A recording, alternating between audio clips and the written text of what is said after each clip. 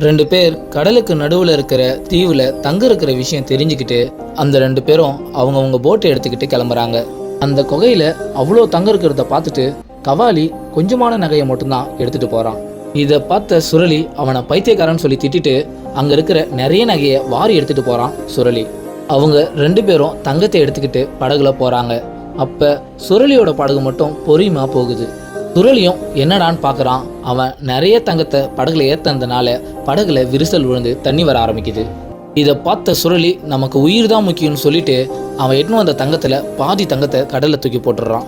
ஆனால் இன்னும் படகுல தண்ணி கசைகிறது நிற்கவே இல்லை.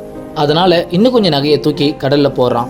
கடைசியாக சுரளி கரைக்கு வரும்பொழுது அவன் படகுல எந்த தங்கமும் இல்லாமல் தான் வந்து சேர்ந்தான். இப்போ கவாலி சுரளியை பார்த்து, நம்ம அதிகமாக ஆசைப்பட்டால் மட்டும் போதாது, நம்ம ஆசைப்படுறதுனால பின்னாடி என்னென்ன பிரச்சனை வருதையும் கொஞ்சம் யோசிக்கணும் அப்படின்னு சொல்கிறான். இந்த வீடியோ பிடிச்சிருந்தா மறக்காமல் ஒரு லைக் பண்ணுங்கள்.